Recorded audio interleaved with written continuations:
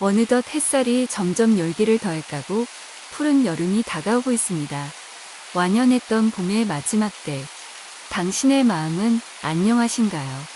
우리는 일상에서 각자의 불안을 껴안고 살아갑니다.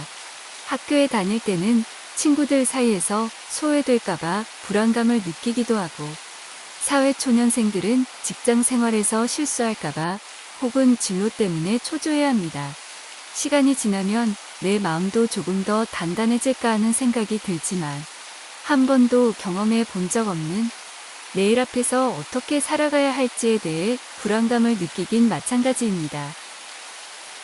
이렇게 보면 정말 불안이란 어쩔 수 없이 평생 함께 해야 하는 불편한 친구 같다는 생각도 듭니다. 그런데 우리는 왜 끊임없이 불안을 느끼는 것일까요? 불안이라는 단어를 보았을 때 머릿속에 어떤 생각이 들고 어떤 장면이 상상이 가시나요? 불안이라는 것이 불쾌한 일 또는 나쁜 일이 생길 것이라는 것에 대한 나의 감정이라는 것입니다. 결국 다른 누군가나 외부 환경이 아니라 내가 느끼는 감정, 그리고 나의 판단으로 만들어진다는 것이죠.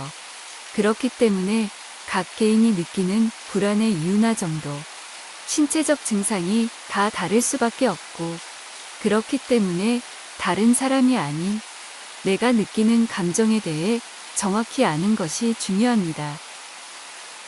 자, 그러면 불안감을 다스리고 멈추기를 시작해 볼까요?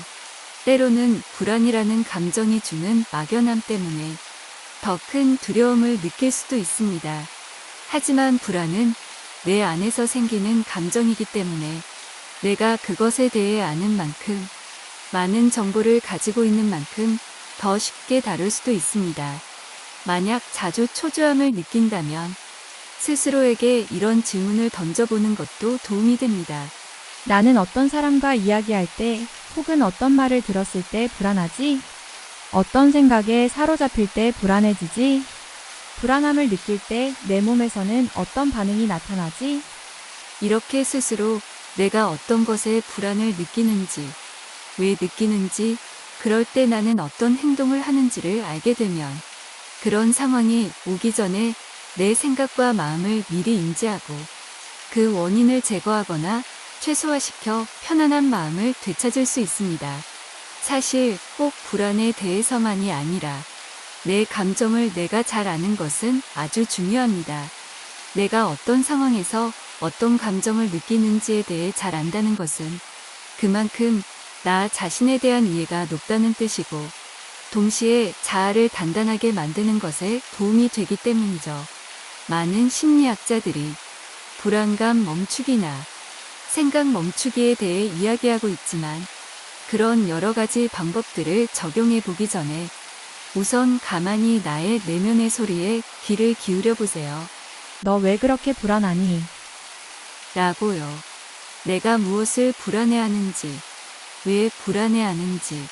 불안감 멈추기의 시작은 내가 먼저 나의 마음을 이해해 주는 것입니다. 처음에는 혼자서 이런 질문을 하는 것이 익숙하지 않고 힘들 수 있습니다. 마음속에서 불안감이 올라올 땐 가만히 하던 일을 멈추고 그 감정을 들여다봐 주세요. 불안하고 지친 나의 마음도 내가 그 이야기에 귀 기울여 주길 기다리고 있을 거예요.